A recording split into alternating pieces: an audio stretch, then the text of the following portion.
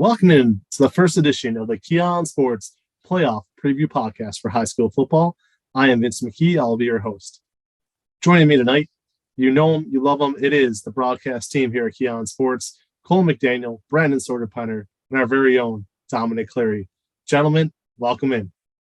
Well, Vince, thanks for having us. We're looking forward to this. I know we're switching to writing and getting out to as many games as possible. We had a great time through the first 10 weeks of covering on YouTube. It's been a good time. Again, we appreciate your support and know you did a lot through this regular season as well, but I can't believe the postseason's already on us. It has been flying by. It has come quickly, that's for sure. Absolutely. Brandon, what are your thoughts so far about the year before we get to the pick six questions? Yeah, it's just been an exciting year. And every year that we continue doing high school football, the more we get back to normal. I know we really started to kick off when COVID was a thing and we had that shortened season, but every year it feels like more and more people are coming back to the stands. We're getting that high school football energy, back to what it was pre-pandemic. So that's all I've really got to say about it. It's exciting that we're continuing this process. It's been a great year. Dominic Clary, how excited are you that the fans and the marching band will be at the playoff games as well? It wouldn't be the same if they weren't there, Vince. It'd be a little surprising if no fans and no marching band. I guess we had a year of that. I wasn't around for that, but no, I'm excited, Vince. It's going to be exciting. The crowd and the band, they make what high school football is. So of course I'm always excited. And Vince, just so you know, Dom still needs a North Ridgeville Rangers hat. He's been begging for it for weeks now. Still does not have one of those hats. I don't have any boots either. I need the boots from Berea Mid Park. No problem, fellas. I'll get on that. Quick story before we get going. I think everybody knows it who knows me and knows the channel, the station, the website, whatever we are these days, is the fact that we started with a little Zoom recorder. We used to tape record games. Our first go at a live broadcast was me and Cole, and we were ready to go. And then the skies opened up about 3 seconds after we went live, and the game was postponed about 45 minutes. So if something silly doesn't happen opening week, then it just wasn't meant to be. But you guys, phenomenal. I was in a couple press boxes this year that were really quiet, which actually gave me a chance to pull out my phone and during dead spots in the game, watch you guys and enjoy you guys. Darian Williams as well. Darian Jackson did a tremendous job. You guys I take my hat off to you. All right, but here is what is going to make this show great, fans, because every week you read my written articles, but I'm always at different games than these guys are. And for the most part, with the exception of Avon Lake, I want to say, and maybe one other team that I'm not thinking of at this exact moment, we didn't have any crossovers. So that's going to make this show fantastic. I didn't cover Olmsted Falls once this season, which is really strange for me. I didn't cover Medina at all. Really strange for me. But these guys did. So they're going to be able to give you the kind of insight you're going to need. I did cover Avon and so on down the list, and we're going to get those teams as well. We're going to talk some Hudson football. I know there's some Hudson football lovers out there as well. And for the Marooner, clearly Highland will be touchdown tonight. All right, pick six question time. We're going to start with Cole. We're going to go around the channel. Cole, Brandon, Dom, back to me. Here we go. Gentlemen, are you ready to talk some high school playoff football? Let's go for it. Let's do it. All right. Are there two? We're going to start off on a negative note, right? I'm all excited. And the first question out of the gate is actually negative. I apologize. But here's the thing, guys. A lot of people are upset about this, myself included. I think it's ridiculous. Are there too many teams in each region? Right now, 16 teams per region, per division, which is 64 teams, which means you have to win 6 games to win a state championship. The way it used to be was 4, then it switched to 8. Now it's 16. This has created matchups last year. St. Ed's versus Lorraine, who hadn't won a game. It's created matchups this year. St. Ed's 9-1 against a 1-9 Stowe team. What do you guys think about it? You got Brunswick going to the playoffs at 3-7, Strongsville at 2-8. We're going to talk all about them in a second. What do you think about it? Well, I'm torn about it. I think that I agree with you. And I think most people would agree that there are probably too many teams making it to the postseason. Not everybody should make it. I think you should honestly be close to 500 or have a winning record to make it to the playoffs. I think it's straightforward, really, in any sport. Here's where I'm torn. I know in our write-up, you're giving some examples. A team like Brunswick, 3-7. They're better than what their record is at 3-7. And all three of us, Brandon, myself, Dom, we saw Brunswick multiple times. That team, if they played in a different conference, if they didn't play as many tough non-conference games that they did, they played against Hudson, Olmsted Falls. They went up against a gauntlet of teams. They are better than what their record shows. So that's where I'm torn. I like seeing some of those teams that they gave themselves a tough test. They had a tough schedule, make it to the postseason, just in the simple aspect of they're good enough to be there. It gives them an opportunity to get tested and at least have a game. Even if they don't win that game, then next year, some of their young players at least know they've been to the playoffs. They're maybe prepared. It makes it easier for them next year. I would like to see the field trimmed down. The only thing that we'll lose is teams that, hey, they had tough records, but they had the ability. That's the only thing that would be disappointing, but I'd like to see them trim it down still. Brandon. Yeah, and I agree with Cole, and I think most of us are going to be a little bit torn on this because obviously you don't want an oversaturation of teams that don't necessarily belong in the playoffs to be taking up the schedules and causing flukes and headaches. But two things I'll push back on a little bit. One, you got to think about it from the kids' standpoint, the ones that are actually playing this game. A lot of these players, this is the end of the road for them. Like they're not going to go on to play college football or onto the NFL or things like that. So to be able to go into a playoff atmosphere and have that opportunity that they may not have had the way that things were structured a few years ago, that's something you absolutely have to consider. And then on top of that, you never know what teams are going to be able to make a run. Like Cole said, we run into it every year. There are teams that are better than their record. Brunswick, Strongsville, for sure, I think is significantly better than the record that they're coming in with. And every once in a while, you get a miracle run. We covered it back in the main COVID year. We only had 6 games. North Royalton didn't win a game all year and then ripped off 2 playoff wins against 2 excellent teams when things came around. And they were the story of that postseason, despite not making it out of round 3. So I am with Cole. I am torn on it. The pure fan in me doesn't want this many playoff teams, this many teams that don't really have a chance to hang with the big dogs. But I do understand the thinking, and I don't think it's going to be going anywhere anytime soon. Dahmer. I think we have to also remind ourselves from time to time that these are high school kids, right? And football's, I agree with Brandon with the point he made where football is the one sport where that you can never play ever again.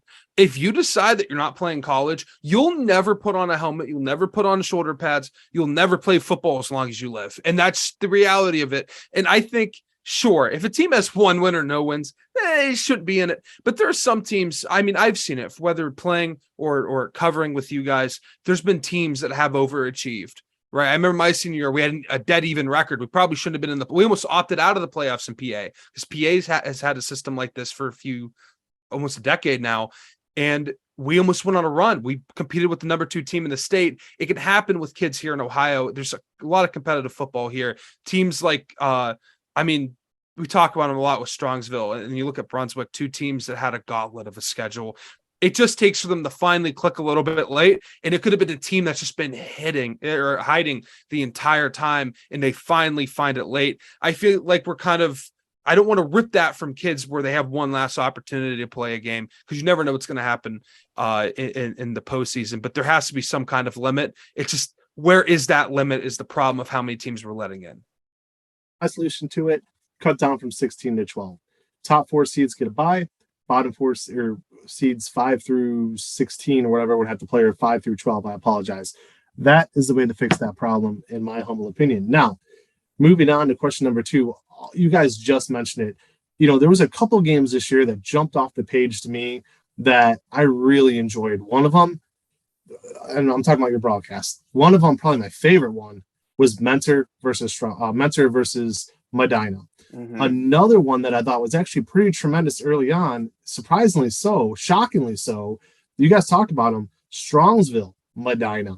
I thought that was going to be a bloodbath. And when that opened up as close as it did, it opened up some eyes. So we're going to talk about that now. Strongsville, this is a team that lost 10-0 to Solon. Just had a weird season, 2 wins. There might be a record low for them.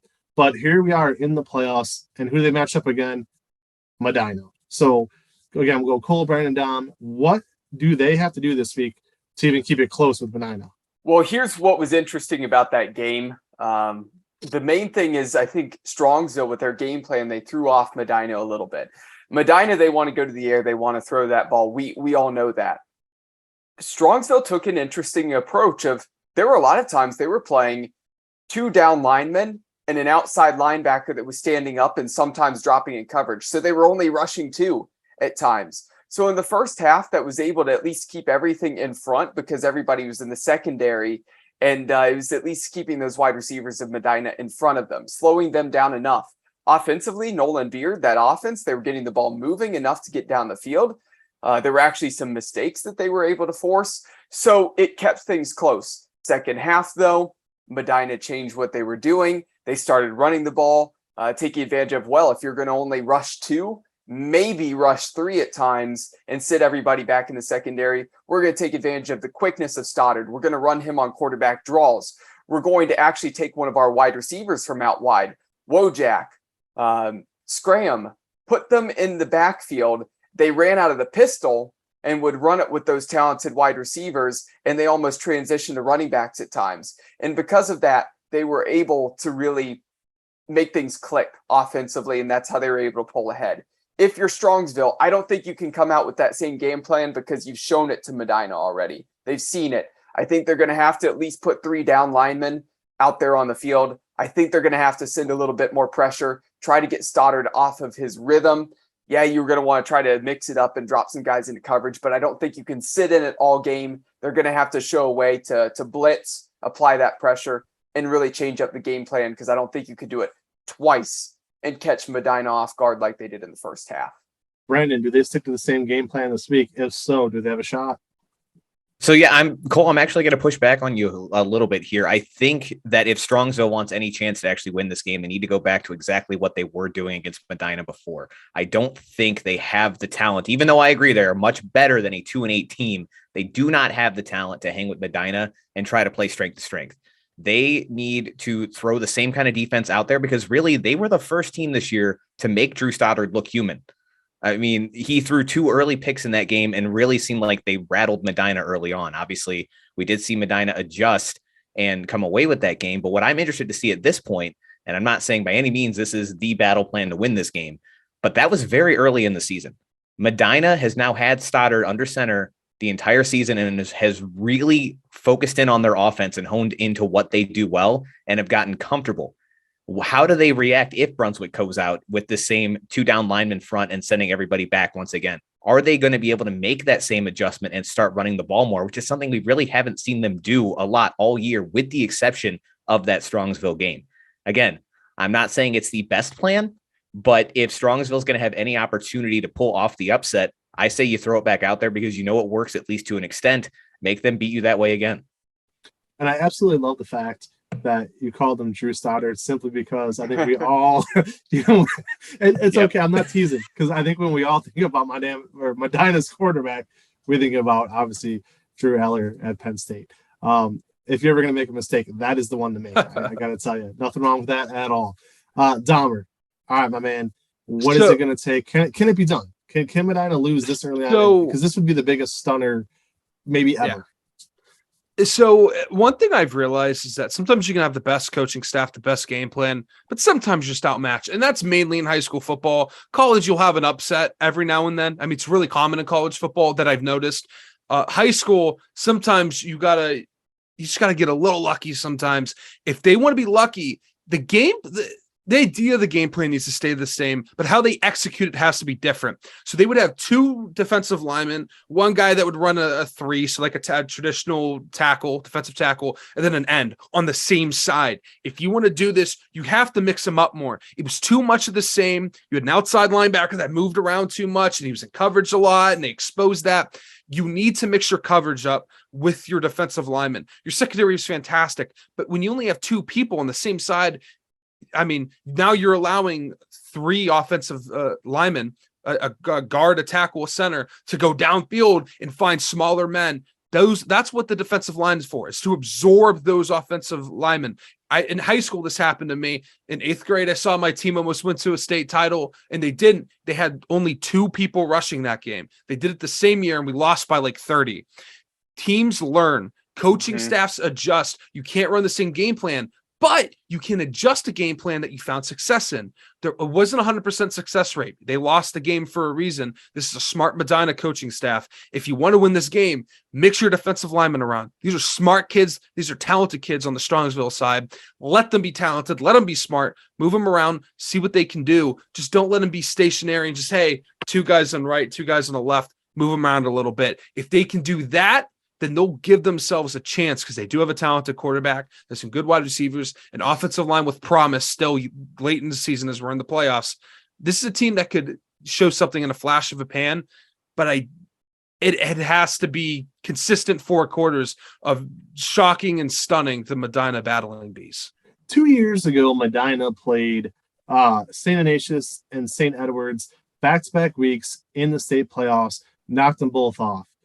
They are going to have that kind of run again this year, and I think they have all the talent to get it done.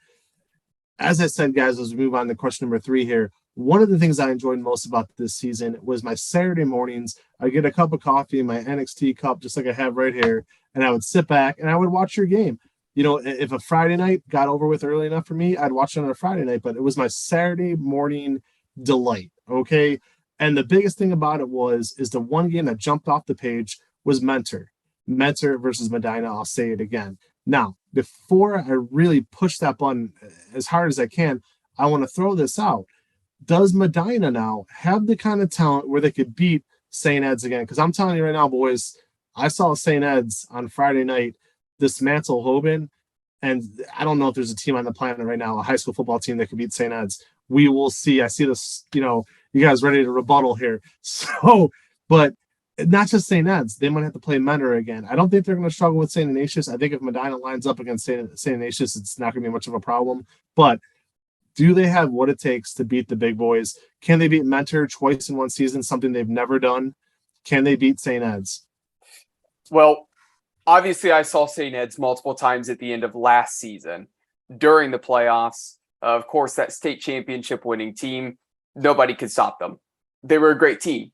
I haven't seen them yet this season, but at least from talking to you, Vince, as you've covered them a few times, a lot of those pieces are back. There are some different faces there on that team, but at the same time, you said they're still pretty comparable to the level they were last year. It's almost that even. Maybe if there's any drop off, it's ever so slight. Yep. It's the same argument I'd make about Medina, which is funny enough.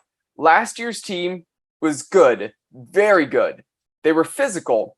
Drew Aller, when he'd want to run that ball, not afraid to initiate contact with the defender, drop that shoulder.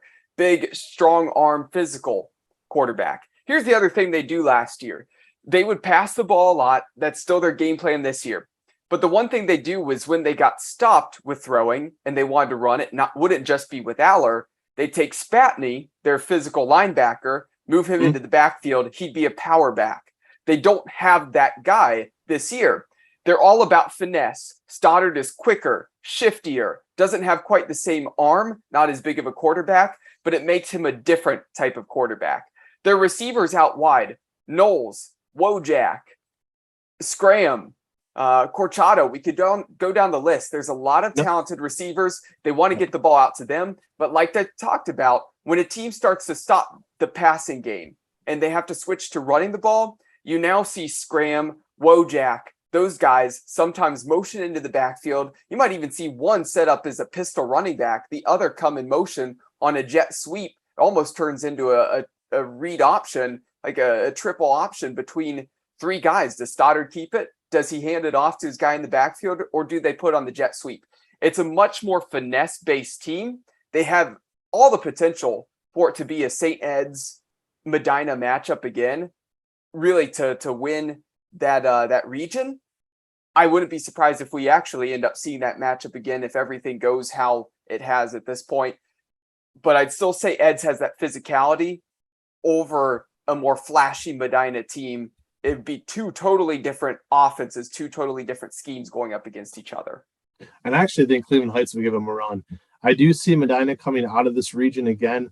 Getting to the regional championship. I hate to say old hat, but I think St. Ed's is going to beat them again, quite frankly. I think that's where it's going to end up. But I don't want to make a ton of predictions just yet. Let's see what happens there. But don't sleep on Cleveland Heights in this region. I think they could really sneak up on some teams. They're lined up to play St. Ignatius round 2 if everything shakes out. And I got a weird feeling that might be Chico's last game. Brandon, I know you weren't there for Mentor versus Medina, but you've seen a lot of Medina. You have covered them. You know a lot about them. They seem to be the hot team again this year coming into the playoffs. Do they have what it takes to go all the way in Division One? Well, I'm going to do something that I absolutely hate doing in general, and that's agreeing with Cole. From an offensive standpoint, I'm not worried about Medina. I seeing them play and how explosive they've been, especially in that passing game once again, and this seemingly endless stream of quarterbacks that they're just somehow popping up in Medina that are going to be NCAA ready by the time they're done. They have an offense that can hang with anybody. What makes me nervous, and the reason that I don't necessarily even think that Medina is going to get to the regional championship there, is this defense. Guys, anytime that they've run into a halfway decent offense, they have given up tons of points. And yes, they have the offense to match that, but once you get into the playoffs and things get tight, that's not something that I'm willing to bet on. Let's just taking a look through the schedule. Avon gave up 42, 35 to Wadsworth, 21 to Stowe, 35 to Strongsville, who is a team that, again, defensively had some success against Medina, but they weren't necessarily known for their offense at all this year. Again, 38 to Menor. It only takes one tough game to knock you out in these playoffs, and it's all over for you, right? So Medina, I see as almost a glass cannon. They have the high firepower offense to keep them in games, but I don't necessarily see them having a defense to keep things close at times. So if they get even a one night where the offense isn't firing on all cylinders and they're not scoring nearly every possession, I think it can be a very early exit for the Battling Bees. Before we go to Cole with the rebuttal, Brandon, where can Medina fans reach you on Twitter?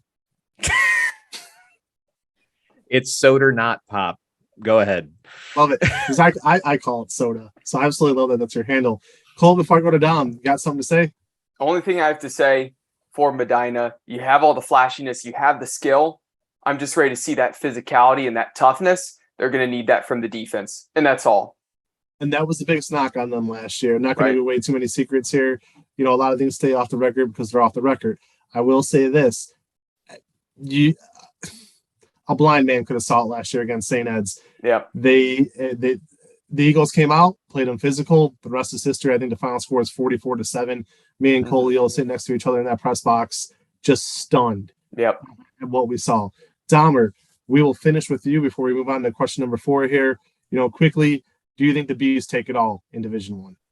That's hard to say. The one thing that concerns me about Medina, it's the skill positions are fine. Stoddard is as good as you're going to get at a high school quarterback. I mean, what year is he? He's a junior, right? Junior. Junior. Yep. So as a junior, he's as good as you get, right? Oh, you know, of course, he could have a stronger arm like Alar. He could be faster like Drew Alar, but he's not Drew Alar, right? He's Stoddard. He can move, he can run, he can find open guys, he can buy time.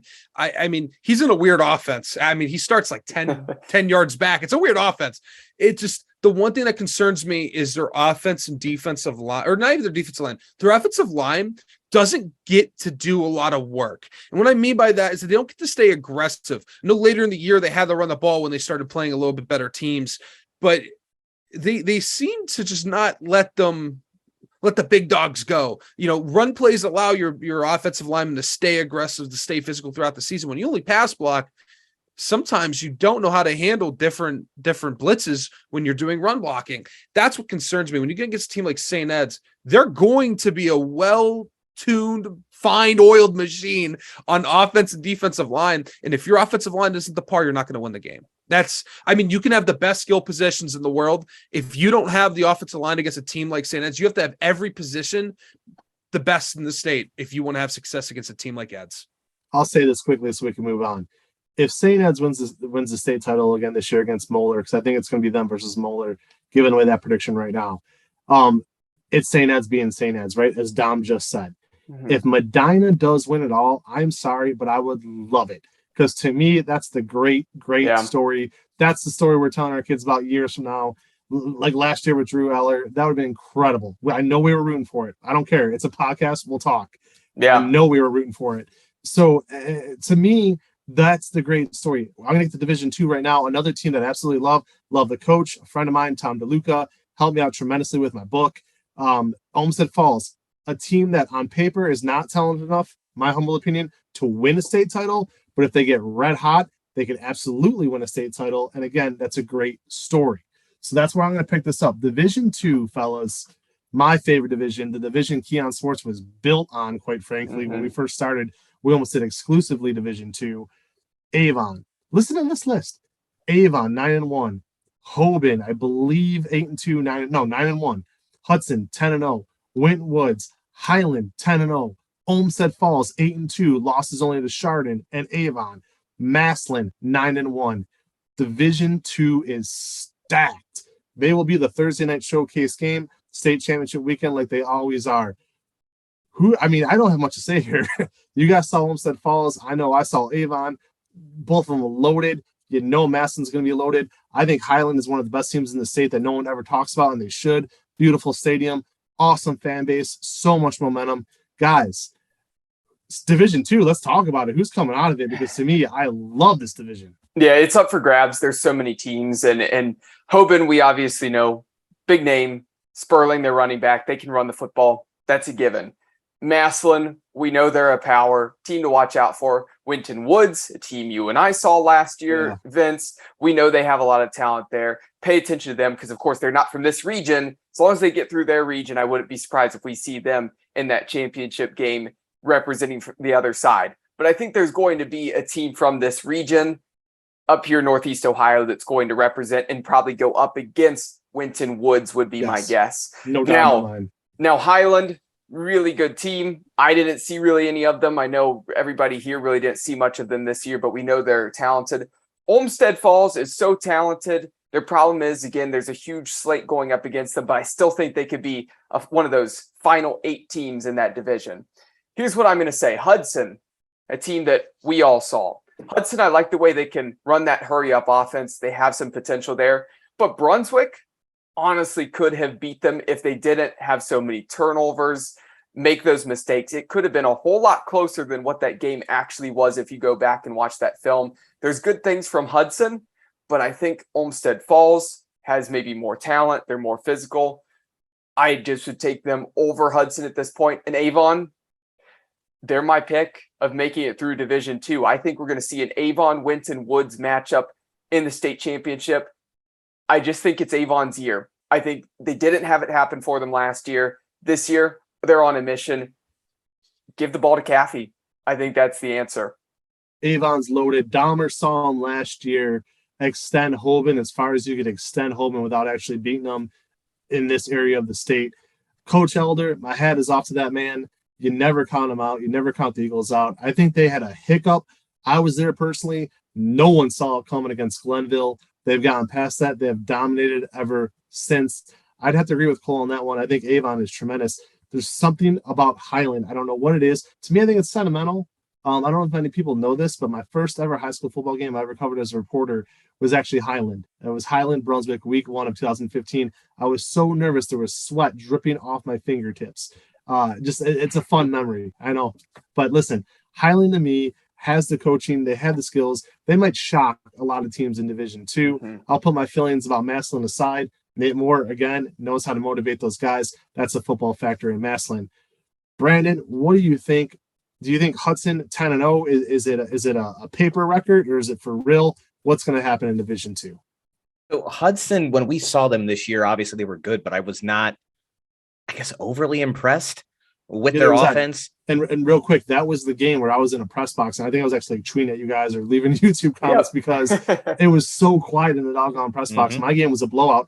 I watched that whole thing from the press box on my phone as I was typing, but go ahead. I agree. I was not impressed, and that's why I wanted to say not particularly impressed. And again, I think you're absolutely right. It's a paper record, and it's crazy that we have really 2 teams here at 10-0 that people aren't necessarily having high expectations of. And, Hudson, again, I kind of made my feelings known there, but there's 2 other teams I really want to highlight coming out of this division. And first is Highland. We've talked about it. We're talking about them potentially shocking teams at 10-0. Yeah, folks, like this is, I feel like part of it is that they don't have that playoff pedigree. Highland's not a regular as far as making deep runs in the playoffs goes. But I mean, guys, just looking at the stats, and I can only look at stats because we did not get a chance to go and see them in person this year. But on paper, they have been absolutely dominant in every sense of the word. Week 1, they gave up 20 points to Berea Mid-Park in a 39-20 win. After that, Highland gave up 20 points for the rest of the season. Dominated. The rest of the season against good teams. They saw North Royalton, Brunswick, Talmadge, Roosevelt, Cuyahoga Falls, Copley, and they just absolutely ran through all of these teams. And I feel like Highland's going to come with a little bit of a chip on their shoulder because no one's really talking about them right now, despite doing everything they can. They're not a fake 10-0. They ran through their schedule to get where they're at. So I'm really pulling for Highland to make a run here. And honestly, right now, between them and Avon, it's tough, but I kind of give the edge to Highland in making it to that state championship game. But then one other team I want to highlight, we've talked about them a little bit, is Olmsted Falls. And on paper, maybe not the most talented team out of this group, but they play a style that is going to be absolutely frustrating to any playoff contender, because they have the ability to just run the ball down your throat, keep your offense off on the side of the field, get them cold, get you out of your rhythm, and just score drive after drive after drive like that. But then they still have the ability to break out the big play when they need it. The defense makes me a little nervous. They're susceptible to the big play, especially in the passing game. I wasn't particularly impressed with their secondary when we saw them just a week ago, but I think they have all the tools and the play style to really make a run and kind of surprise people here. Dom, I'm going to kind of combine questions 4 and 5 here with you. Basically, again, because you were there, it was the one game all season long last year that I missed. I was at a wake for my grandfather. I missed it. I'm there every other year. It's the Black Friday tradition, right? It's always Avon versus Hoban as far back as I can remember. I'll let you have it quickly here. If it happens again, and I know Brandon just picked Highland, and that would be an awesome story, but if it does happen again, Avon versus Hoban, who's your pick and why? So, saw that game once, right? All the experiences that I know, everything I know about those teams come from that game last year. And all I know is if Avon plays them again, Avon, they almost have to win, right? I mean, they've had so many times, so many opportunities. I think this is the time that it happens. I feel like they had almost their entire roster coming back. They have a quarterback with experience. I mean, they have a wideout that's getting D1 looks. You have a running back who's phenomenal. This team is built for a state title. And if they don't make it here, then Vince, they just might be cursed. They don't make it here, they might not make it anywhere, right? Another song lyric there. All right, so we're going to skip actually ahead to the final question of the night because I want you guys to take your time with this one. This is a blast. Going to give you another quick story. Me and Cole McDaniels, week 1, I talked about it, the rain delay of the COVID season. But week 1, there was a young man. He was a sophomore at the time, Rocco Conti. And I said to Cole, Cole, seeing this kid for the first time, think he's something different, next level. Unbelievable. 3 years of Rocco Conti at Olmsted Falls. Amazing. Stoddard with Medina, a young man we've talked about a lot tonight. We're going to play a little fantasy football here with question number 6. You are going to pick your fantasy football, high school football team, all right? Are you going with your first pick? Are you going Conti, Stoddard, or other? Because you got Lamar Sperling, you got a lot of other talent out there, but where are you going to go with that first pick, Colio?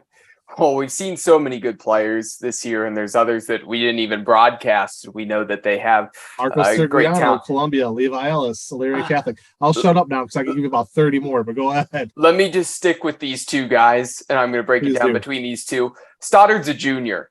Stoddard is a really good player, but he still has room to grow. He's got another year where he's going to be able to come back, maybe put on a little bit more muscle, a little bit more weight, be stronger as well. Maybe even be better with his decision making, because we did see in some of the games we covered, we saw some mistakes that I think maybe a little more experience he wouldn't make. It's also that blessing of all the talented weapons that he is blessed with as to why he is one of the leading passers in yardage in the entire country. He's had a great year. He's been phenomenal. But at this very moment, I would say Rocco Conti. He's a senior ball player. He has the vision. He knows how to get plays done, whether he's is actually outrunning a route as a receiver, which is very rare in that offense, or they're just finding a way to get him the ball. You get that ball in his hands, and he's running the ball for an 82-yard touchdown, a 57-yard touchdown, whatever. Once he touches that football, he is a threat to find his way to the end zone no matter where he is on that football field. He just gets plays done. We even saw a screen pass to him. It was like 3rd and 26 the other night. They threw it to him. He got right about to where the original line of scrimmage was, just based off of blocks from his linemen alone. And then he drug about 2 or 3 defenders the additional 10 yards to get the first down. He's an unreal player. I'd say right now, Rocco Connie, college coaches, pay attention to the kid. He should be getting D1 offers, D1 looks. I know he's not the biggest, but he's physical. He plays football like a grown man. Stoddard's a great player. He's got another year. He had a visit to Ohio this past weekend. Mm-hmm. For more on Rocco Connie, swing by your bookstore. Mm-hmm. Ohio's greatest football rivalries for high school. Brandon, first pick. Man, it's tough, and it's such a razor thin margin because both of these guys have the potential to just take over a game and be their entire team's offense. But boy, is that so much harder to do from the running back position. I mean, all due respect to Stoddard, he still makes mistakes, and they're very minimal mistakes, but they do happen. Rocco Connie does not lose yards. He does not fumble the ball. He plays such a perfect game that it is almost clinical. I mean, we covered them the last week of the season this year, watching him, just again, run that offense and break off the big plays, but still be able to consistently break off 5-6 yards at a time and never leave that field. And by the end of the game, we're talking about, who's going to be our back attack snacks player of the game. And Cole, I believe, is like, it's a no-brainer. It's Connie. He had 4 touchdowns. And I had to double take for a second. I'm like, 4, I lost track of just how dominant Connie is because he goes out there and just makes it look so natural. And I think that's part of the reason he gets overlooked as well, being the position that he is. But he's an absolutely incredible talent. Stoddard is as well. But Conti was the most electrifying player that I got to watch this year. Dom Cleary, the first pick in the first ever high school football draft. Who are you going with? So I Kenny think Pickett has already graduated. Though he probably was in high school for about 12 years, just like he was in college. But I'll make this quick for you. But I think it's easy to pick a running back here. I think with high school, I don't want to say running backs are dime a dozen, but running backs are more dominant, and there's plenty of them in high school football. But finding a quarterback that can really fit those tight windows is pretty rare and kind of do it all. I'd go with Stoddard just because of that factor, because even if I look at just the teams that we cover, we can find running backs either the same peg or the peg below Rocco Connie. So I'd pick Stoddard just because of how rare it is to get just an A+ quarterback at the high school level. And right now, everybody in Avon who listens to this show and watches this show are screaming at their laptop that Connie's not even the best running back in SWC, which I think he is. Hate mail, coachfin14@yahoo.com. Send it my way. But seriously, guys, SWC was so loaded. Final points around the board, 10 seconds or less, and we'll take you home. Okay, my final point, the upset. I know you talked about a possible upset game in Division 1. Watch out for number 10 Elyria upsetting number 7 Wadsworth. In the SWC, Elyria, big school. So again, you see them there in Division 1. I think they take down Wadsworth in this game. That's the one that I'd pay attention to. It's going to be a fun week. I'm going to go the opposite side. Instead of going with an upset, I'm going with my lock for the week. You talk about Elyria. Let's go right across the street. Elyria Catholic taking on Bryan in the first round. Elyria Catholic 8-2 this year. Only 2 very tough losses on their schedule, one of which was in overtime. And Bryan had a good year, but they don't have a Levi Ellis on their side of the ball. 4,000 rushing yards for his career, 183 yards a game. I think it's going to be too much. Elyria Catholic's going to roll easily. Down 5 seconds. Go down to Youngstown Brookfield High School. They only lost 1 game to Ursuline. They're going to go to the state title to the 16. Brookfield all the way right across the border. Go Warriors! Yeah. Valley Forge stuns North Olmsted. Guys, thank you for watching. We'll see you next week.